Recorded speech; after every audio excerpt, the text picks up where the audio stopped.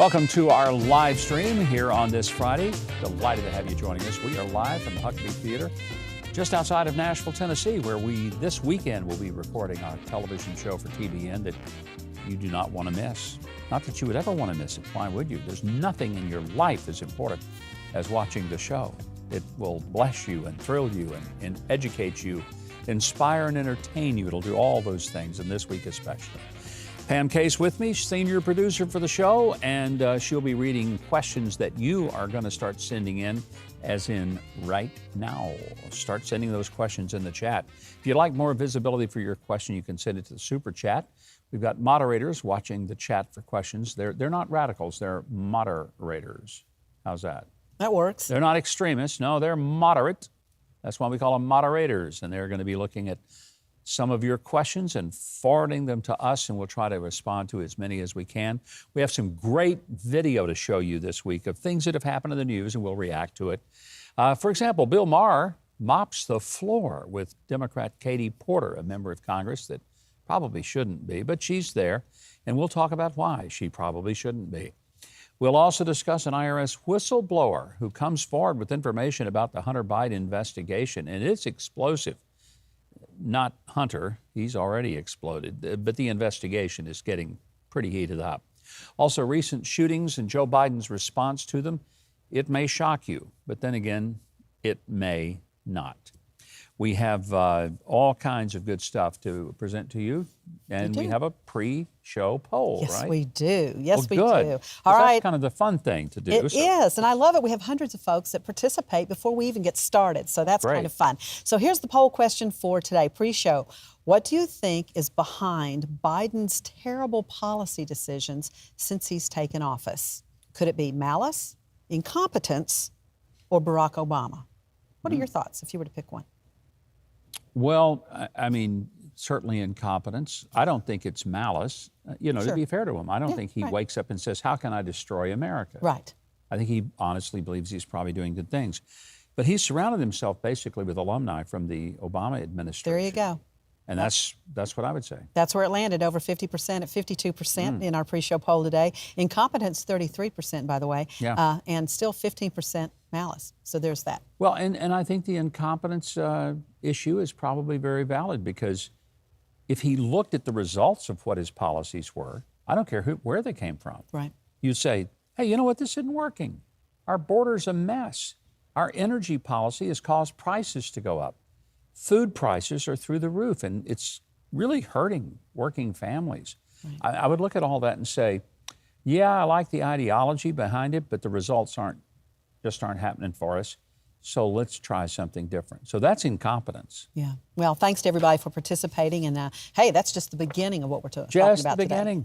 We also always like to do a favorite comment from last week's live stream. This one comes from Dorothy Cook. She said, I quote, "If a business is pushing their political beliefs on society, shame on them. Stop insulting our intelligence.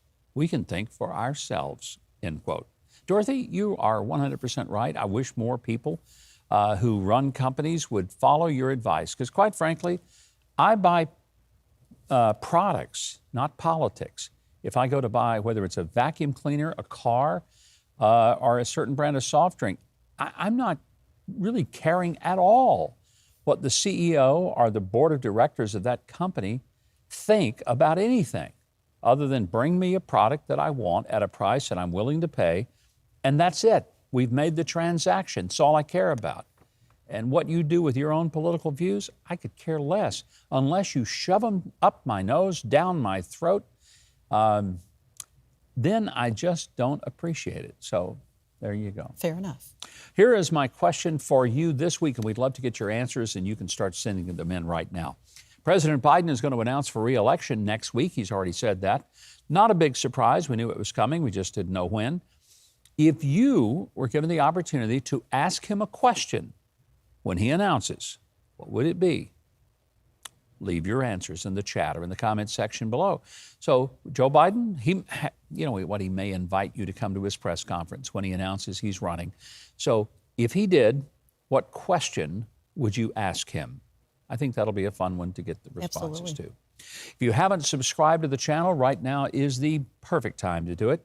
And when you do that, hit the notification bell so that we can let you know when we're going to be doing a live stream or when we have special features that'll be coming your way.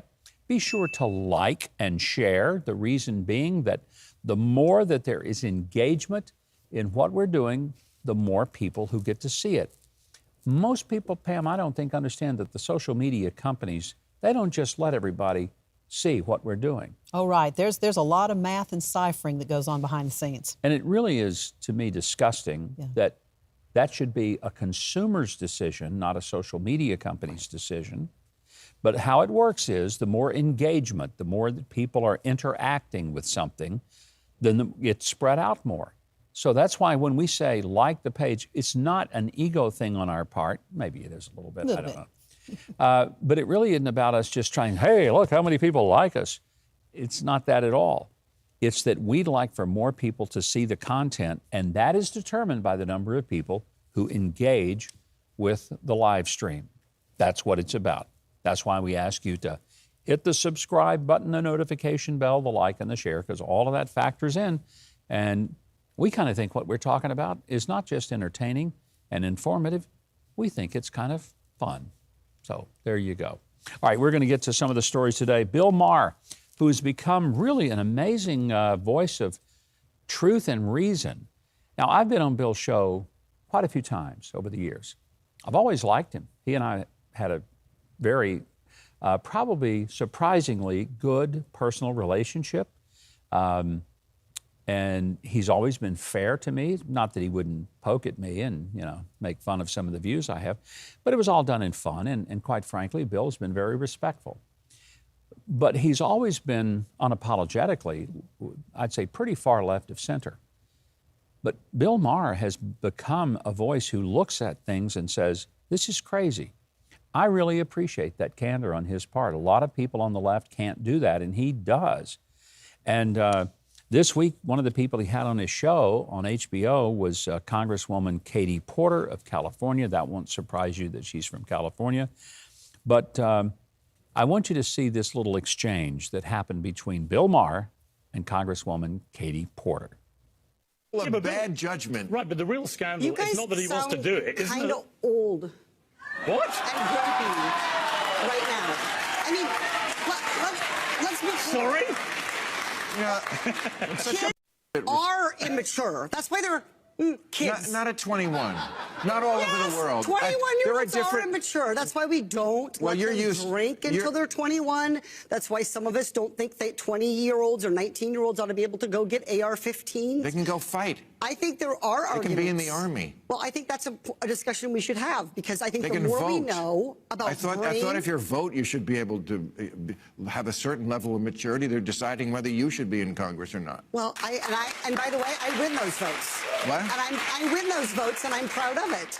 But what I'm saying is you just said you win the votes of the immature. Well, but the immature. First off, immaturity is not necessarily an age thing. You can be immature well. But you just into played your the age adulthood. card. Yeah. You were like, our argument sucks because we're old, which is No, I didn't say that. I that's said getting you so sounded boring. I really thought that was funny. What fun. Well, I mean, she just dug her own hole and jumped in it and said, bury me. Come on, throw the dirt on top.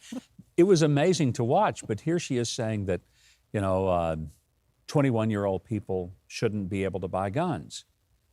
Then Bill Maher says, but they can go fight, they can join the military, and they can vote. They can put people like you in Congress. And then she boasts that these immature people, she's just called them too immature to buy a gun or even maybe to fight in the military. But she says even though they're immature, they vote for her. I mean, what a dumb thing to say. Yeah. It's like, yeah, I win in my seat in Congress because all these idiot, young, immature people vote for me. I'm thinking, you just made your own case there, honey. You really did. This has been a pretty amazing week in terms of stories breaking regarding an Internal Revenue Service agent who has become a whistleblower.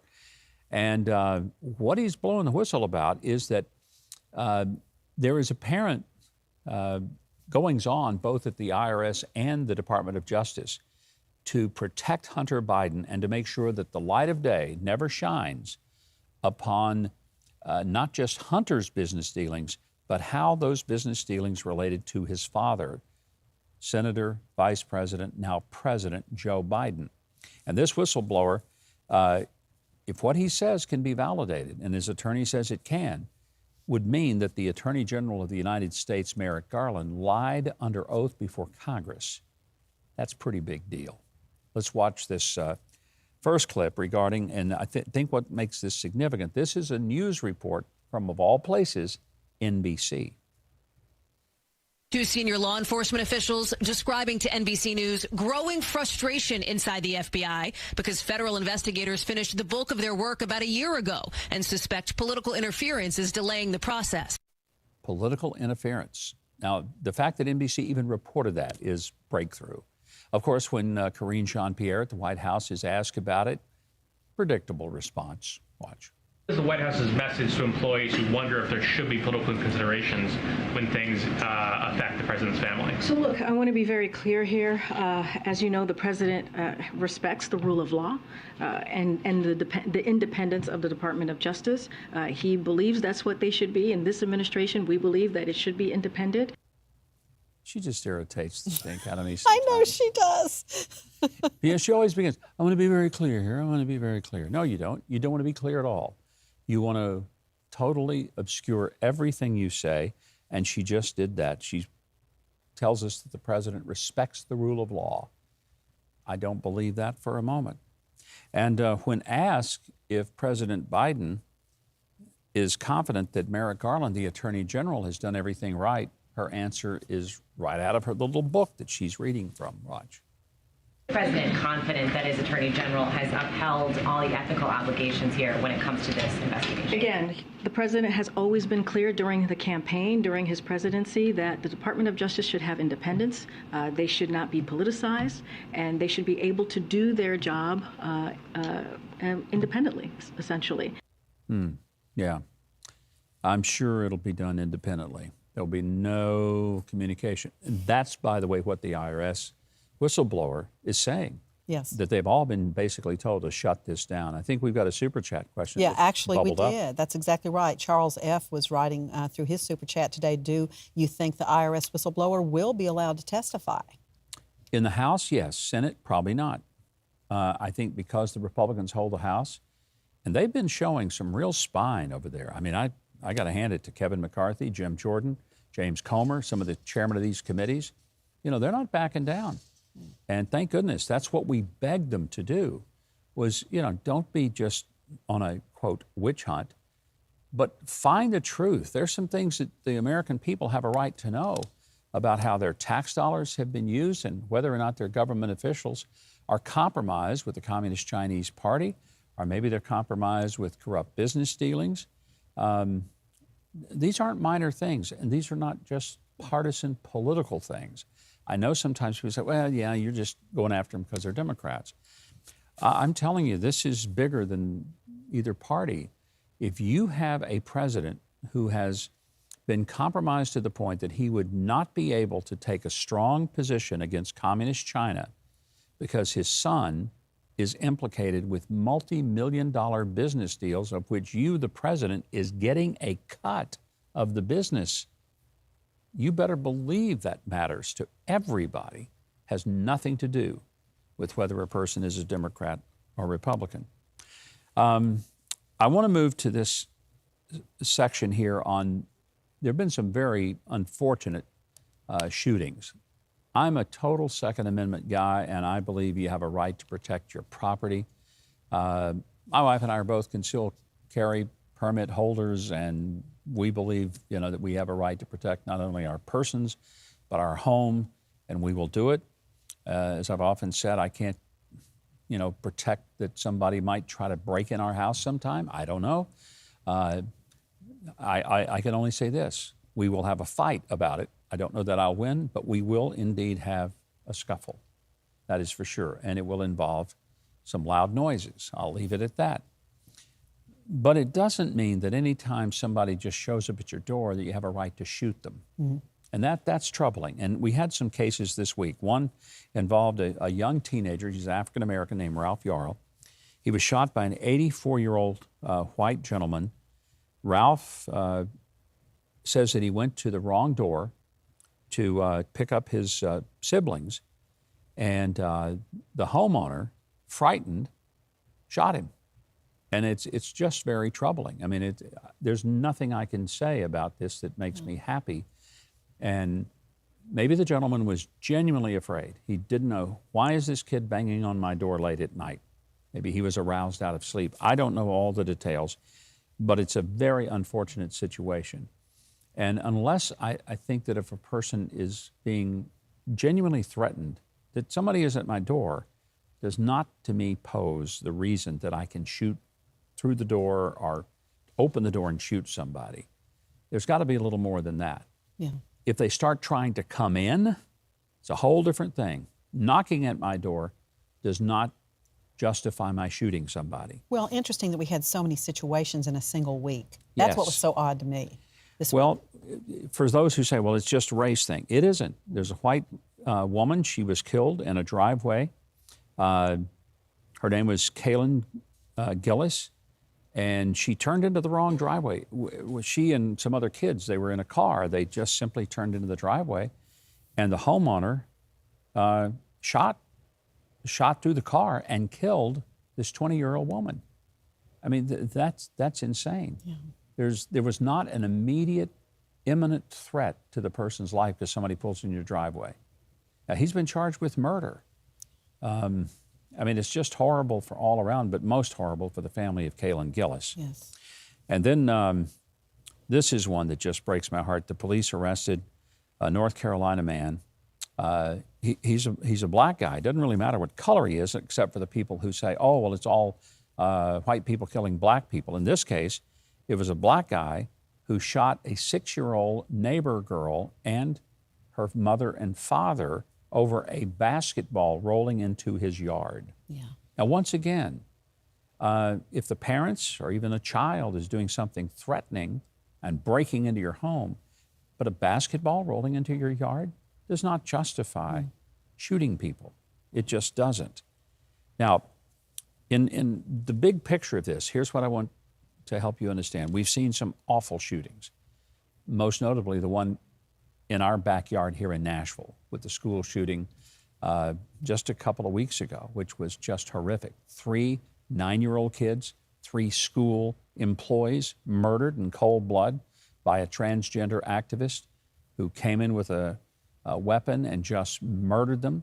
And had it not been for the extraordinary heroic efforts of the Nashville police, particular 2 officers who ran right into the gunfire to stop it, there would have been many more people killed.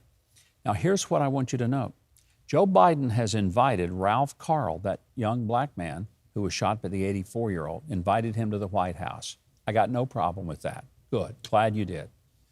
Kamala Harris came to Nashville to visit with some Tennessee legislators who protested not the shooting of those kids, but they were protesting guns and protesting that the Tennessee legislature didn't ban the guns, said nothing about the murders. They said nothing about the transgender anger and vitriol that was coming out of this shooter.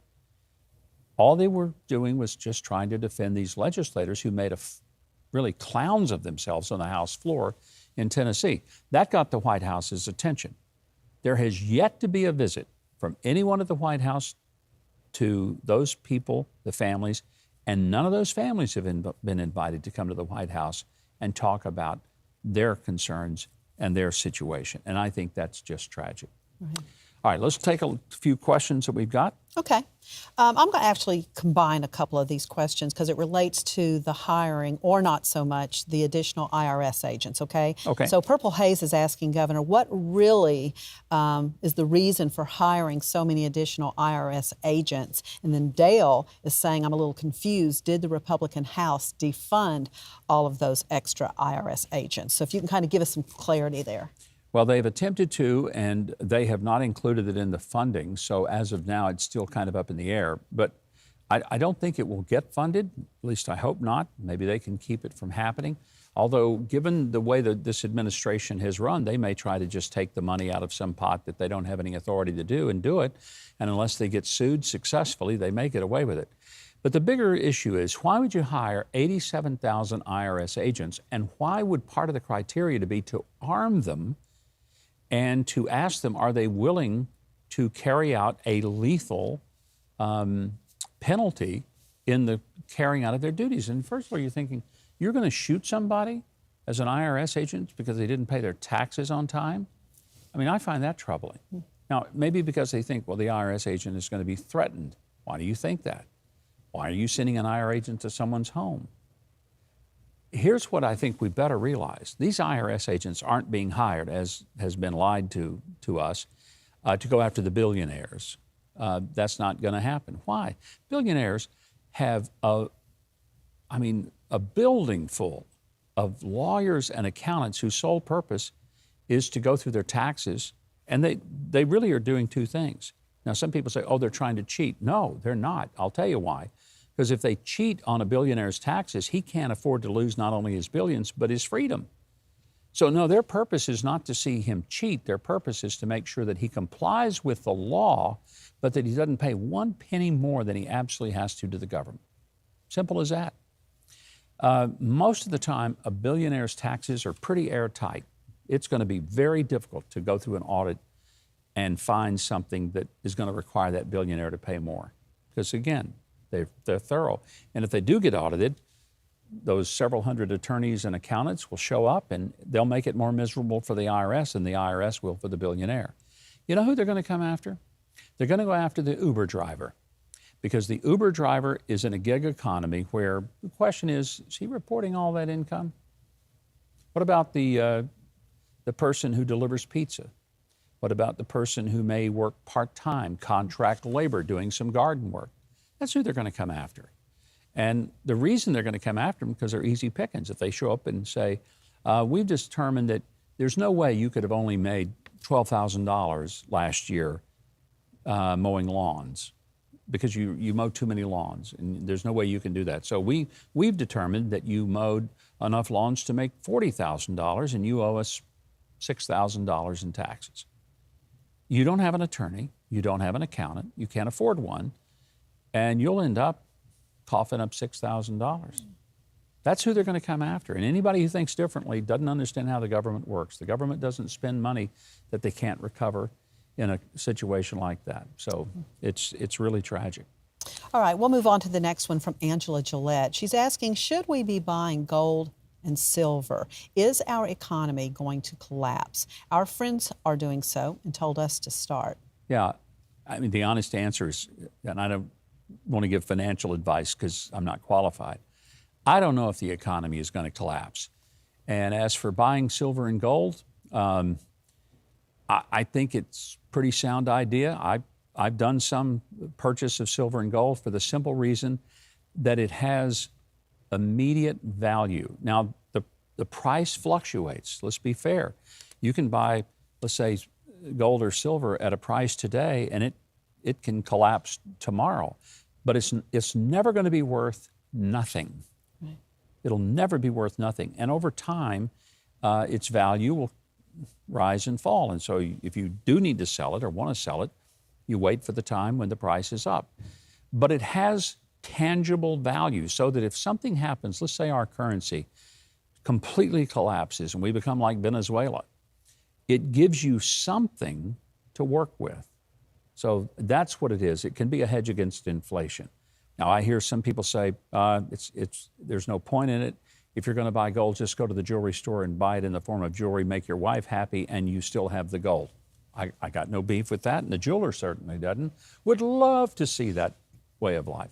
But I think it's a sound part. I wouldn't put all your assets in silver or gold, and most people, even that sell silver and gold, don't tell you to do that. But they would tell you to diversify so that you don't have everything in one place. Okay. All right, Tricia Falk is asking, what do you think of the new Green New Deal? It's a scam, and it's an expensive scam. And the latest version of it that just got released this week would cost between 52 and 90, wait for it, trillion dollars, not million or billion, trillion dollars. Folks, we don't spend that much money over a decade for the entire government. When you start thinking about that level of money, and all of this is speculative, that somehow you're going to save the planet. Let me be honest, you're not going to save the planet by spending $90 trillion on AOC's brilliant ideas about getting rid of everybody's cars, of course, except hers. I'm sure she'll be able to continue driving a gas guzzler and fly to places. But the whole thing is just a total scam, and I hope you don't buy into it. If John Kerry really believes that all fossil fuels are horrible, he will never set foot on his own private jet anymore. But he keeps doing it for the simple reason that he knows that he wants you to change your lifestyle, but he doesn't plan on changing his. And I find that just disgusting. All right, I found a little humor in some of the questions for President Biden. Of course, our question of the day, President Biden will announce his reelection next week. So if you were given the opportunity to ask him a question, what would it be? And Will Fowler says, my question to Biden would be, are you serious? I just had to throw that in. I thought that was kind of fun. That's a good one. Way to go, Will, because, you know, I kind of find myself saying the same thing. Let's do one more, okay. and then I'm going to go to a very fascinating little video here. All right, we're actually going to go with something a little lighter right now from Jay Luther, because he's referring to the fact that you shared a story last weekend about a little accident you had where you ended up with a black eye. Mm-hmm. And he would like to know, did you get the new shotgun figured out yet? Oh, yeah. Yeah, I don't think I'll ever make that mistake with a shotgun again. It was a very expensive lesson.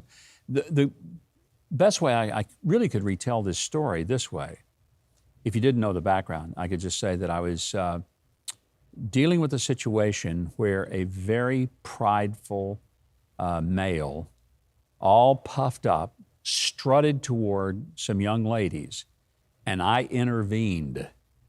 And in the intervention, I ended up with a black eye. But just to be sure, that male who tried to engage with those young ladies, he's in the morgue. Otherwise known as your freezer. My freezer, which is the morgue for wild turkey. That's exactly right. So there you go. That story may sound better, may make me more heroic than I didn't have as good a grip on the shotgun as I needed. When I shot a 12 gauge with a 3.5-inch tungsten shell that had the kick of a mule and a red dot scope on it, it came back and bloodied me eye. Well, it looks a lot better, Gov, than this week. It's healed well. Well, it's not the healing, it's the TV makeup that makes it all better. Thanks, Jennifer. Yeah, that's the whole case. Our absolutely brilliant Secretary of Transportation is talking again about infrastructure in the country. But this is an amazing thing. He now wants to move just beyond guns, and let's talk about traffic fatalities, of which there are as many as there are gun fatalities. But he thinks that the roads are the problem because they're racist. I ain't making this up. Watch. At a crisis when it comes to roadway fatalities in America. We lose about 40,000 people every year. It's a level that's comparable to gun violence. And we see a lot of racial disparities. Black and brown Americans, tribal citizens, and rural residents much more likely to lose their lives, whether it's in a car or as a pedestrian being hit by a car. Now, what he didn't tell you, which, you know, and I don't know the answer to this either, but he says that more people who live on reservations, I would understand maybe if you live in a rural area, you might have a greater likelihood of having a traffic accident because you're driving on a maybe a 1-lane or 2-lane road. You don't have shoulders on those roads. It's late at night. There's not as much lighting, and there's a whole host of reasons. But what he doesn't say, he says that you're more likely if you're a person of color to be killed by an accident. I'd like to know, do people of color use seatbelts at the same level that other people do? Do they drive faster? Are there more drunk driving issues? I mean, there's a whole lot of reasons. Most vehicular accidents happen because of impaired drivers who either are drunk or high, or maybe they don't have good vision and they haven't corrected it. There are a whole host of reasons. But just to say that, well, the roads are racist and more people are being killed because we build roads that favor some people's races over another. I think that's stupid. Right. I'm sorry. I think it's just stupid. Now, there's an article this week. It kind of goes along with how dumb can the government be. President Biden has a new rule that he's proposing that would redistribute high-risk loan costs to homeowners who have good credit. So here's how this works. If you have good credit, you've got a great credit score, you've got a mortgage on your home, you would pay a fee of about $40 a month more on your $400,000 mortgage. And where would that money go? It would go to the mortgages of people who have a horrible credit rating. So how does that work? You're penalizing the responsible people and asking them to cough up more because they've done a good job of managing their credit and paying their bills. And you're going to turn around and give that money to people who did not take good care of their money, did not pay their bills, did not budget properly. And how does that fix the economy? I'd love to hear from some of our viewers who are watching today. Is that a good idea? And if you're a responsible person with a good credit score that pay your bills on time, how do you feel about it? Having the government take a little bit more out of you and hand it to somebody that didn't work as hard and may not have been as faithful to pay their bills because they were busy maybe picking up a bar tab somewhere. I'm just stunned by this nonsense. Absolutely. It is crazy. One more segment we're going to get to because actually two more, but one right now. Chicago is a city on fire, I think, as you know, and we've got some footage that we're going to show you as I talk here. The other night, they were just tearing up downtown Chicago. Now, this is in an area where tourists typically have gone. If I were going somewhere to make a visit right now, it would not be Chicago under any circumstances. And I say that with a great deal of sadness. Chicago has been one of my favorite cities in the past to go visit.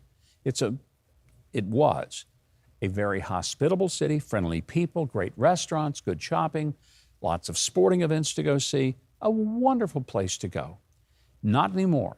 I don't want to get to Chicago because this is the kind of stuff that's happened. In this particular video you're seeing, there was a white woman. Interestingly, she's married to a black man, which shouldn't have anything to do with it, but the mob beats up the woman, and I mean just ruthlessly, beats her up for nothing because she's there with her husband. I don't know if they realized that was her husband, but they took a few swings at him too. Now, I think it's pretty sad how this affects not those of us who don't go to Chicago. I'll tell you how it affects me. I ain't going to Chicago. What if you have to live there? A Chicago mom got on camera, and, you know, this is sad. I mean, she cries when she talks about how this impacts her ability just to go pick up food for her children. Watch. Every grocery store looks like this. Everything is either on the floor. Look at this. Can't even get no food for my kids, G. Look at this. Came in the store to try to buy something because I'm not a thief. Look at this. In my hood, can't even get no food for my kids. That's what's so sad. This is her neighborhood. Right. She just wants to go buy groceries. And I loved what she said. I'm no thief. I just want to come buy food for my children. Yeah. And she can't do it because these crazy people have destroyed the store. Right. The impact is in their own community. Now, what possible gain is that? But we're living in the world of crazy. And I'm going to close with this video because I have not seen many things any crazier than this. This is a biological man, and he looks like one, although he looks a little weird. But he's telling trans people to arm up because he's convinced that the trans people are going to have a war against the rest of us. Let's watch him, and then I have a reaction. If you back a wild animal into a corner, they're going to become a dangerous animal. So if you want to die on that hill of yours of righteousness and moral majority, then you go right ahead. I dare you to try and stop me from going into a women's bathroom. It will be the last mistake you ever make. It's just amazing, isn't it? I mean, This is a guy, he wants to go in the girls' bathroom. And first of all, you wonder, why do you want to go into a girls' bathroom so badly? What is it about you that's so sick that you think that that is okay, especially okay when there may be a little girl in there who's 8, 9 years old, whose dad may not think that's a great idea. And partner, you're talking about basically threatening everybody who believes in the fact that there are men and women and that you're the one who's messed up. All I can do is tell you, good luck with that. Yeah. You're going to go into the wrong restroom with the wrong dad standing outside, and when you go in there and scare his little girl, well, we'll see how that turns out. I bet it doesn't go well. We want to say thanks for joining us. Be sure to leave your questions in the comments. We'll continue to read them even after our live stream today. And if you haven't already subscribed, please do it. Hit the like button, click that notification bell, and remember, Live with Mike streams every Friday unless we tell you otherwise.